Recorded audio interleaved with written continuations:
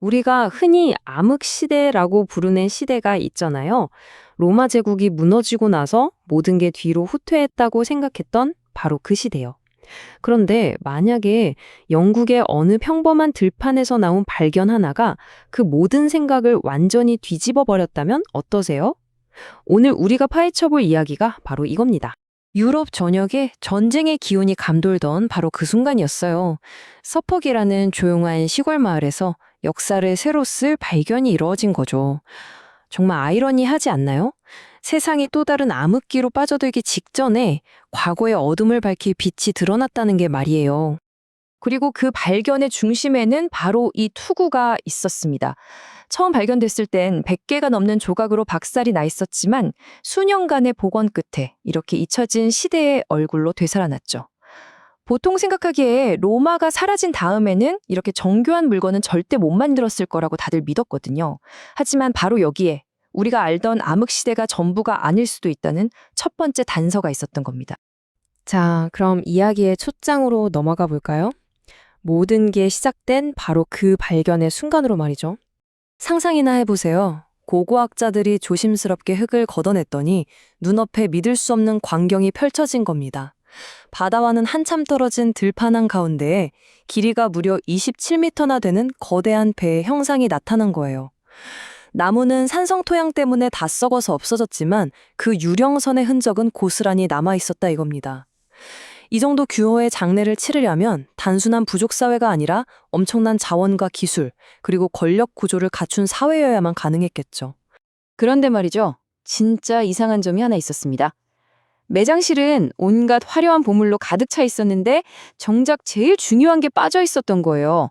바로 이 무덤의 주인 말입니다. 시신이 감쪽같이 사라진 거죠.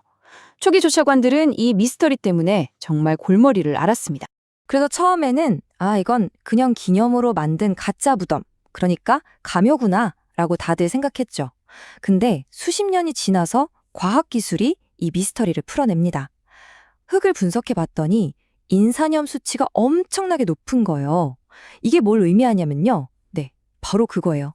시신이 분명히 있었는데 이 산성 토양 때문에 수백 년에 걸쳐서 완전히 녹아버렸다는 확실한 증거였던 거죠. 시신은 비록 사라졌지만 그 사람이 남긴 물건들은 고스란히 남아있었죠. 자, 이제부터 우리는 탐정이 되는 겁니다. 이 유물들을 하나하나 뜯어보면서 무덤의 주인이 대체 어떤 사람이었는지 그 단서를 추적해 보겠습니다. 자, 보세요. 이 화려한 검광 방패가 아주 뛰어난 전사였다는 걸 보여주고요. 이 수금, 이건 악기거든요. 이걸 보면 그가 음악과 시를 즐기는 예술가였다는 것도 알 수 있죠.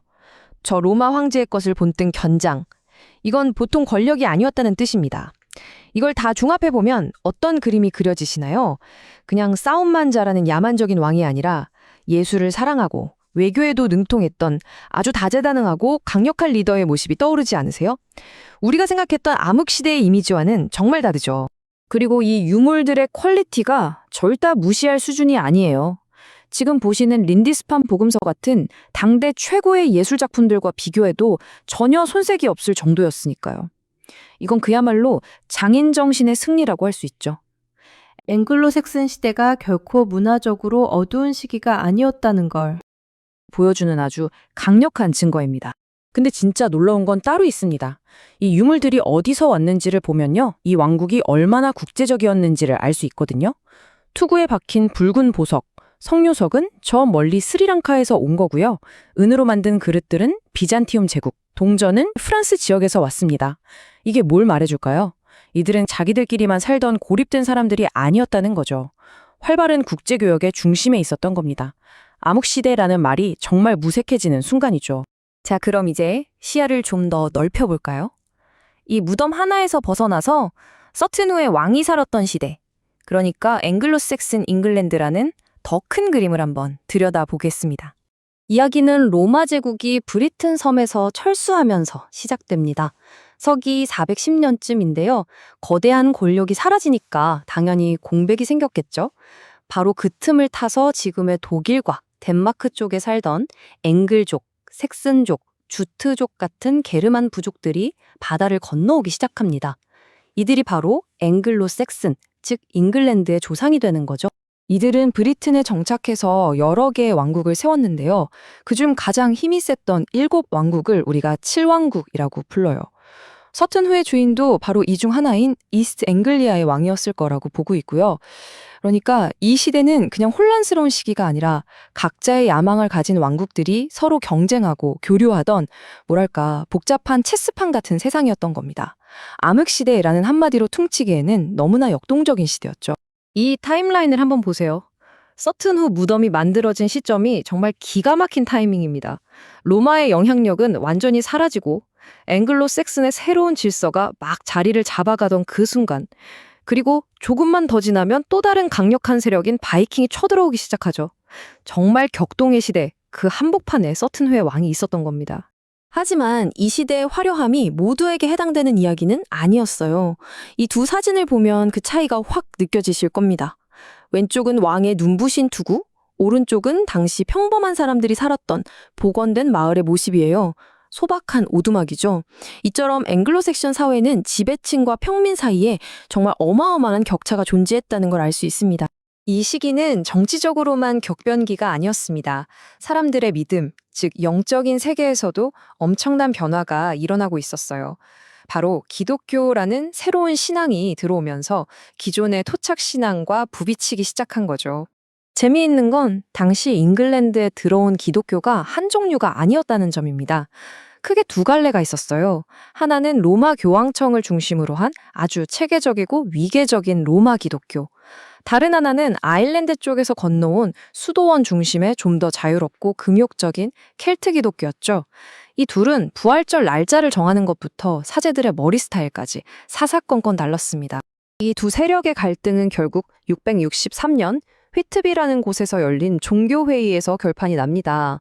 당시 왕이 양쪽 주장을 다 들어보고는 천국의 열쇠를 가졌다는 성 베드로를 계승한 로마 쪽의 손을 들어주죠. 이게 아주 중요한 결정이었는데요. 잉글랜드의 교회를 하나로 묶었을 뿐만 아니라 잉글랜드를 유럽 대륙의 문화와 정치의 큰 흐름 속으로 편입시키는 결정적인 계기가 됐기 때문입니다. 아주 강력한 증거입니다. 흩어져 있던 퍼즐 조각들을 다 맞춰봤으니 서튼후 발견이 남긴 가장 큰 의미, 즉 암흑시대에 대한 우리의 생각을 어떻게 송두리째 바꿔놓았는지 마지막으로 정리해 보겠습니다. 아주 강력한 증거입니다. 결론부터 말씀드리자면 이겁니다. 서튼후는 그냥 금은보화가 묻힌 무덤이 아니었어요. 그건 우리가 완전히 잊고 있던 앵글로색슨 시대의 진짜 얼굴을 보여준, 역사로 들어가는 문을 열어준 열쇠였던 겁니다. 바로 이 말이 핵심이죠. 서튼후가 발견되기 전까지 암흑시대는 말 그대로 미개하고 퇴보한 시대라는 이미지가 강했습니다. 하지만 이 무덤에서 나온 유물들은 그 시대가 실제로는 얼마나 문화적으로 세련됐는지, 그리고 얼마나 넓은 세상과 교류하고 있었는지를 똑똑히 보여줬습니다. 서튼후의 보물들은 무려 1400년 동안이나 땅속에 잠들어 있었습니다. 이 이야기는 우리에게 이런 질문을 던지는 것 같아요. 우리가 아직 모르는 암흑시대라고 섣불리 이름 붙인 그 시간 속에 또 얼마나 많은 놀라운 이야기들이 우리 발밑에서 조용히 숨쉬고 있을까요? 어쩌면 역사는 우리가 파헤쳐 주기를 기다리는 거대한 미스터리일지도 모릅니다.